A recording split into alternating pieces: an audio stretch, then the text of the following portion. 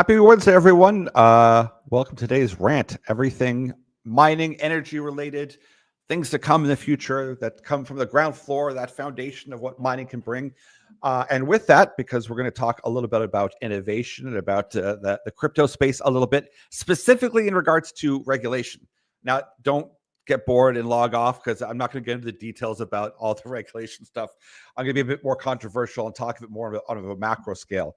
And under this bigger idea that part of me thought one of the challenges for people was, you know what, it's mining's risky. You know, it's not very exciting and it's quite risky. And I think I've made an incredibly poor decision thinking that might be the case.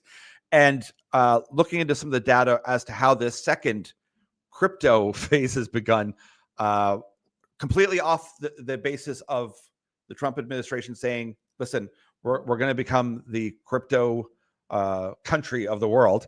We don't know what that means. There's no definition. There's no real plan set forth, but it's pretty clear that market has surged and is going to surge. And that kind of just reminded me, like, okay, what kind of money has gone into that space? What kind of risk is in that space, and the flows and whatnot. So let's just pull up here under this kind of idea of the mining sector being very small, and it being risky. The R&D phase or the exploration phase. We always hear about, oh, it's so risky and it costs a lot of money. But I want to take a big step back from that when we look at these numbers here.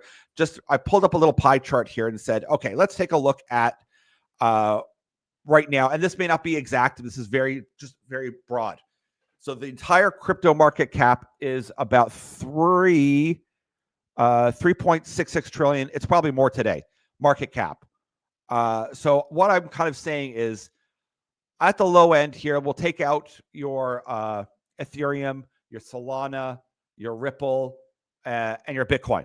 Let's just say, leaving argument aside, that those are real, that those are valid projects that are trying to solve something, whether or not you like it or not.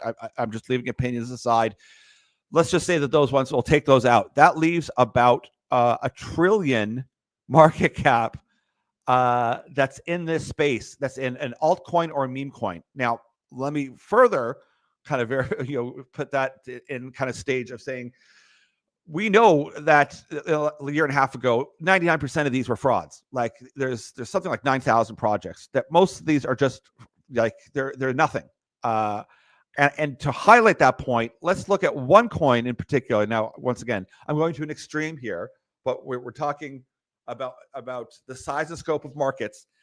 Fartcoin, yes, I can't believe I'm saying this. Fartcoin yesterday was a 387 million market cap, so almost 400. It's 488 million today. This thing trades. Hold on, let me take a peek at this thing right now. Volume, 87 million. It's huge volume. It's up 155% in 7 days. It's got a strong buy by the community sentiment. I mean, it's a joke. It's incredible. If you don't know what it does, it combines the humor of meme culture with innovation of blockchain technology, creating a unique experience for users and investors alike. As a meme coin, it embraces a lighthearted nature while introducing features like community governance, digital collectibles, and environmental contributions. This is what people are putting their money into. This is the risk capital out there, and that's almost, say, a 500 million market cap play right now. Now, let's even just play devil's advocate and say a lot of that is made up value, like coin, like they issued coin to themselves. Let's say only 10% of that is real. Okay, that's 50 million cash. Like this is just one project that's literally nothing. So you can imagine like my kind of humor, but my annoyance as well, because when you look at that whole size of this market, $1 trillion of market cap, and just say, okay, let's say 10% is actual cash that's gone into this, that I would argue is zero price discovery, is zero innovation, is zero technology. There's nothing happening here. That's money that could be going into nuclear, into energy, into actual technology, even into AI or robotics. It can be going, not just because I'd like to see it in mining, it'd be going into actual innovation and investment. So part of my thesis now is that the issue is not that we have people that aren't willing to take risk. They're starving for risk. The problem is regulation, because that's what you're talking about whenever you look at these compared to any equity stock. And we know this all too well in the mining sector. You can't say certain things. You'll have regulators on you immediately, and rightfully so. Even my role as a commentator on the space, and me, investing in my own way, and happy to share it with people. There's a difference between if you're a coin or a token, a crypto. You can say things like, this is going to the moon, this is going to 10 times, you're going to make money in this. You can make all sorts of claims, like absolute ludicrous claims, and you're not held liable, responsible, unless it's like literally way over the top, which we saw in the last fraud. People started suing. But even still, because it's not quite regulated and they're trying to figure it out still, and it's certainly they're avoiding being under the SEC, it leaves this world of pump and dump that used to exist, that we saw in and still exists to some extent, and especially the 80s kind of junior markets, in any market. It isn't just juniors, but you'd see the movies like Wolf of Wall Street or Boiler Room, where these guys are sitting around and you hear them sell. These are funny movies because you hear them talking up a stock. That's just moved. It's just moved over to the crypto space. And they're not shy about it. If you go into a forum, if you go onto YouTube and you see anything on Instagram, it's massive. And the funding for it. Coinbase alone spent $100 million in marketing in 2024. We saw also, as reported on our blog, I think it was 100-something million between Ripple and a couple other tokens for their PAC to help both Republican and Democrat pro crypto people get into market. They weren't biased either way. So that kind of money to be spread around in marketing is massive. And that kind of gets us into that idea of, well, what's a pump and dump and what's real and what's not. That's a bigger conversation. And believe me, in our space, I hear it all the time. Oh, that's a pump and dump. They're very clear to see. They're a lot harder to pull off nowadays in the traditional sense, because if you wanted to get rid of that right away, is all you do is you say whoever's created the coin or created the company like we have today, they can't sell their shares for 3 years, 4 years, 5 years, whatever. You put a time frame on it. Any association of company relatives, you can put regulations saying if you've created this entity that is trying to do a business, you are locked in the stock for a period of time. There's no lock in any of this coin stuff. So there's your first get-go. And this isn't annoying people. Like they're not complaining that they want people to stop them from doing this. They want more of it. And that's what's interesting, is that it comes back to what we talked about last week as well, that caveat emptor, is that fine line between having protection and having people want to protect you from your own mistakes, with having, say, in the stock market world, if you want to do a private placement or a financing, you have to meet certain regulations here in the States of a certain amount of net worth. I'm going to be a little bit off, but you have to have at least $1 million net worth. You have to be making $250,000 a year for 4 years, or a combined income over $400,000 for 2 or 3. We'll post the actual numbers, but it's significant. I mean, you have to have some money in order to do this. That then makes you sophisticated. And the notion being that if you've made some money, you're probably not going to be swindled as easy as someone who has no idea of the market and can be fall victim to scams very easily. And that's true. That is a whole, like, once again, I'll just refer back to movies. They target certain people for scams because they need to be protected. They're complicated. There's promises made, and people will fall for promises. And this is where this conversation of regulation is coming in between the whole crypto space. Because fair enough, some of them are securities, some of them are not. Some of them are derivatives. Some of them would like to be called a commodity. All of them claim to be an asset and don't want to be considered a currency. and this isn't just for marketing that they use this language, because it's bounced around everywhere. It's because ideally they'll be under the loosest terminology, and I think moving forward it will be very loosey goosey, and we'll be leaning more towards that caveat emptor. I highly doubt that's coming to the equity side, into the stock market. I don't see the SEC relinquishing any power, saying that a crypto influencer can then turn around and say, I found a gold stock, it's going to the moon, it's going to $50. If I said something like that, immediately I would be in trouble, and rightfully so, because that's over the top promotion. It's irresponsible, it's unethical, it's all those things.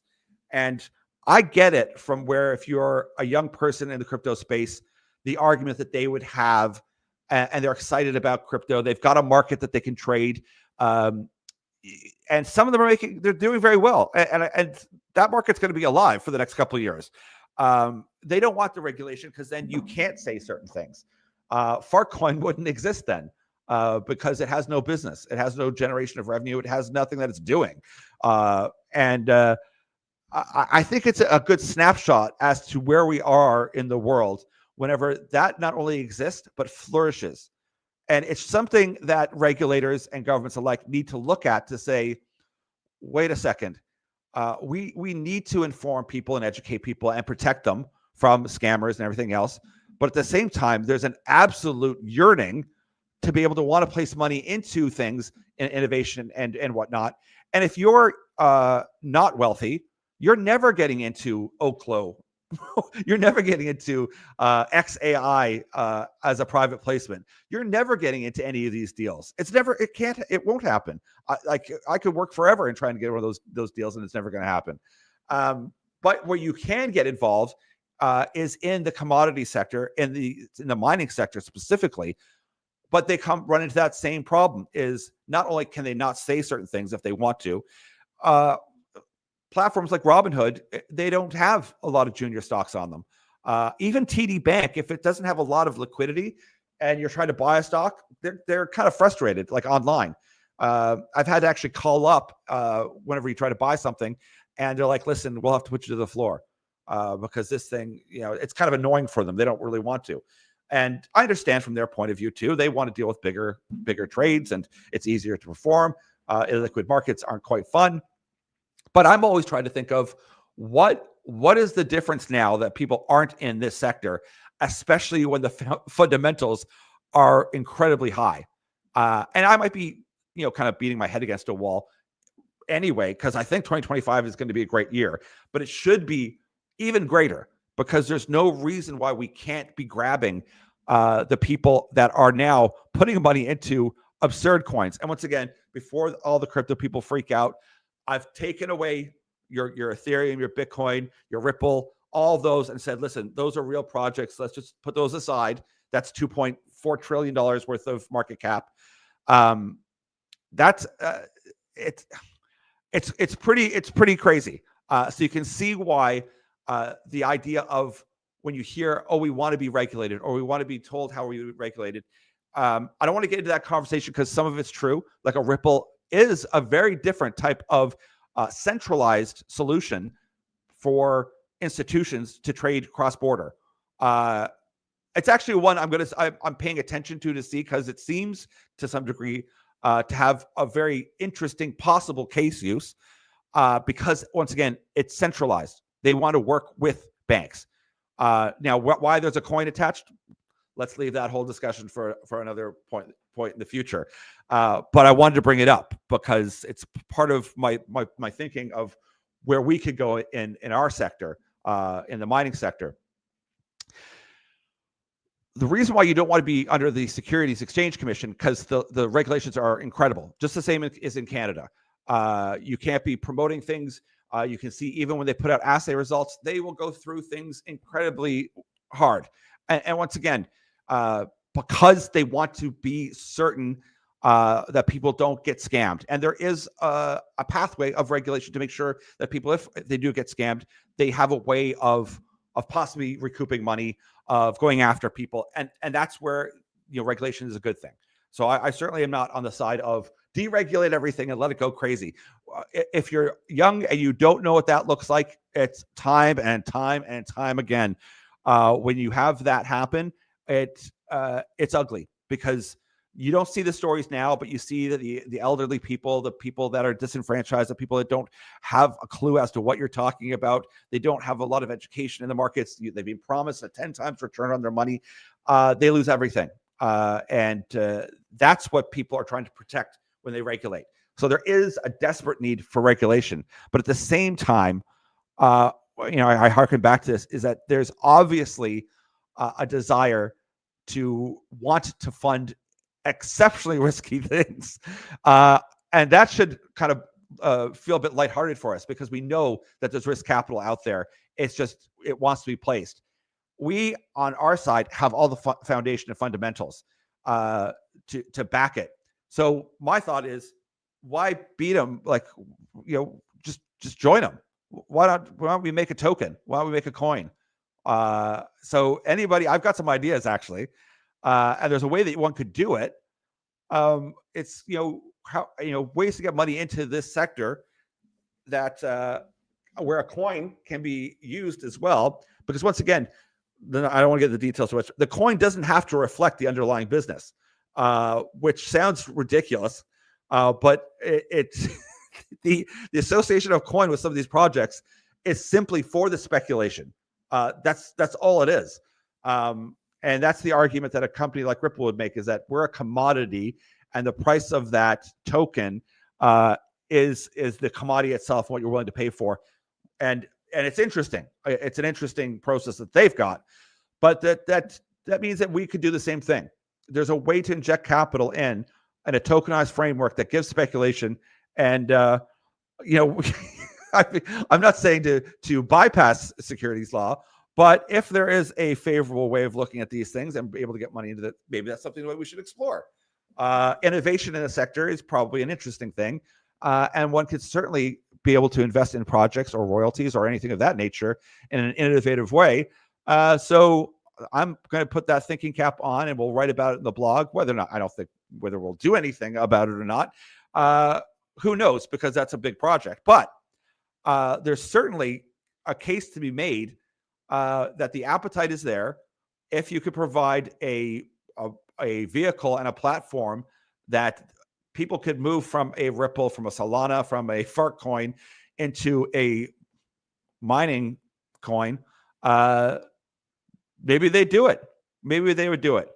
And once again, this kind of goes under that whole idea of regulation, of money flow, where people have interest. And I've always taken it from the wrong side of things because I'm older and I look back at a lot of pump and dumps. There's pump and dumps in every market. I mean, we've seen the massive ones, whether it was different frauds, Enron, WeWork, all sorts of different companies, Bernie Madoff, we saw FTX. I mean, there's no end to them. It doesn't happen in just certain markets. We just get caught in the mining sector thinking about it because we spend too much time just looking at our own sector. I don't think that is a mitigating factor in any way, shape, or form. I think I've spent too much time worried about it, trying to explain to people that yes, it's a concern, and rightfully so, but I don't think that is the problem. I think it's just we've got a marketing problem. That's it. We've got a regulatory problem as well. And I'm not saying get rid of regulation. I'm saying we could probably ease off on some. There should be an incentive and more than charity flow through. I mean, real incentivized from a federal level to be involved in our core business as Canada, which is natural resources, specifically extraction, as being the bedrock and foundation of all technology. We have an opportunity to do that. So what would it take to make a bit of a token, a bit of a coin that one could apply in interesting and innovative ways? Yeah, it's worth exploring. So I think it's a fun conversation, and I wanted to bring it up because if you've got some ideas or your thoughts, or you think, oh, you're totally insane, or no, we've got pretty strong regulation already here, they would stop you from even attempting to do something like that. Maybe that's true. But I wanted to put that under the guise of, and I'll wrap this up today. I'm not going to rant too much. Under the kind of leap back forward of both gold and silver, Pardon me. It's looking good. There's no reason why 2025 isn't going to be a great year for all markets. And we see here Trump promises fully expedited permits for investors of 1 billion plus into the U.S. This now, of course, once again, there's no exact plan work or milestones as to how this plan is going to work. But anytime I hear that, I perk up. That's exciting. This is what we need. We need someone in Canada to do the same. And when I hear permits, I go straight to mining, and I think, yes, if they could reduce all that, that would be incredible. I think I saw something that he had made some sort of reference. No, I don't want to say the time frame, but yes. So fully export. Yes, President said companies will, if they're putting $1 billion in, fully expedited approvals and permits. In a post on Truth Social, the environmental approvals are included as part of that investment incentive. That's what we want to hear. Further on, any person who's willing to invest in the USA will receive fully expedited approvals and permits, including, but in no way limited to, all environmental approvals. Get ready to rock. I love it. That's get ready to rock. I mean, to me, I can't read that more clearly than, yes, we're going to be mining.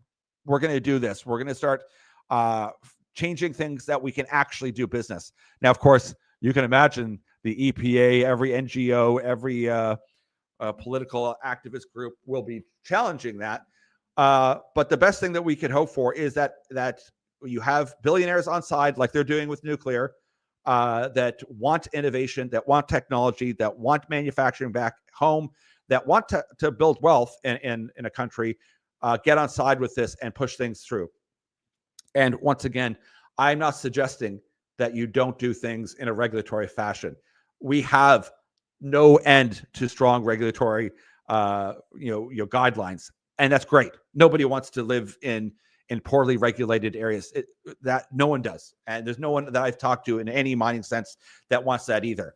But also, there's a realization that between discovery to actually mining, it's like 17 years.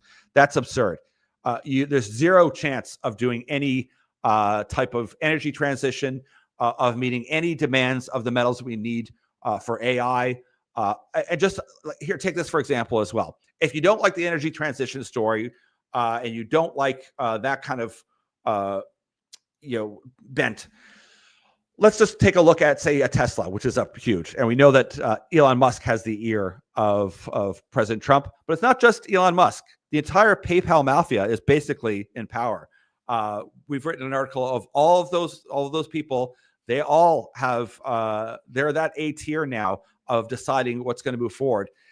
Things like robotics, Elon Musk's robots, he's claiming he's going to have like something like, I don't know, 30 million by 2030. I don't think many analysts think that that's possible, but say that he creates 30,000 of them a year. 30,000 more robots with the amount of metals and minerals and wires and circuitry, antimony, all of these things to go into new technology. Never mind the EV story, the infrastructure story, the nuclear story. The amount of metals that is required is huge. And it comes back to they're going to want to have a supply chain that they can readily get to, that's close by, that they don't have to ship, they don't have to send it to China, they don't have to do any of that. I think we're going to see transformative years ahead in the next 4 years. And the great thing is that both sides understand that there needs to be money in critical metals. They've acknowledged the list. They've acknowledged nuclear, which is uranium. I think we're on the cusp, if we can get these things in check, where there's a real leapfrog forward and a final acknowledgement, if we can get the money into mining as well. That's the other caveat as well. And you know what, I'll wrap it up by saying maybe it is tokenized. Maybe there's a way to get money into this thing, to be able to fund things in an interesting and innovative way where we can grow out and build these businesses. And anyway, just a little rant, throwing some ideas out there. It's a slow time for a lot of the markets because people are still, it's coming into holiday season. And certainly, January 6th will be the inauguration. We'll be kicking it off pretty hard. And this is a great time just to come up with wacky ideas. Check your thoughts out. So let us know what you think about any of these kind of ideas, where you think metals are going in the year ahead. Do you think that, we need more minds open? Do we think we need a faster pathway, or at least a more direct way? And this regulation conversation, whenever I was young and I was at Merrill Lynch, I would have zero interest in talking about regulation. I'd go to sleep. I'm like, no. I only want to talk about innovation. But right now, I think it's critical, because it is holding back some innovation. And to be the devil's advocate, I would say that there are so many things that are happening in the world and in technology, whether it is with AI, with biotech, with Neuralink, with the way that we interact with the world, with vaccines, with pharma. There's so much change that you want to be cautious and get regulation right, but you also want to jump on board and make sure that we are staying ahead of the curve, because the rest of the world, they're going to leapfrog. They're not waiting. They're not holding back, and we need to be cognizant of that, and to be responsible with the way that we move forward, but also not harness the incredible brain power. And I'll speak specifically to Canada right now, the unutilized massive brainstem that we have here in Canada. I mean, if you just went to Guelph, that little area there, and I'm not, discounting the rest of Canada, but just in tech, just there, and you really invigorated that, and you really encouraged people to create small businesses that might become bigger businesses, to really help them flourish. And you also acknowledge that we're a natural resource extractive nation. Those two combinations, that equals the future. So that's my rant. That's it for today. But I will say tomorrow, I'll be saying a heck of a lot less, but it'll be probably more interesting, because we're going to have Dr. Quinton Henning on. That's going to be an excellent conversation. I'm really looking forward to it. Crescat Capital, he's been involved in tons of wins. Crescat's been involved in many big wins as well. Tavi was on just 4 weeks ago. That was a great live stream. We had over 5,000 people on watching, which is incredible. We expect big numbers again tomorrow, and then we'll follow it up on Friday. We'll have David Morgan on. That'll be a fantastic chat about everything he's done with the Morgan Report and get his sense of things for 2025. It's going to be a great week. And send me in questions, Andrew@themarketmindset.ca. If there's anything for either Dr. Quinton Henning or David Morgan you want me to ask, as well as the chat will be open as well, and we'll try to answer any of the questions when they come in live. But once again, don't miss out tomorrow. Of course, we post everything on YouTube as well, but we look forward to seeing you tomorrow and Friday. All the best, everyone. Take care.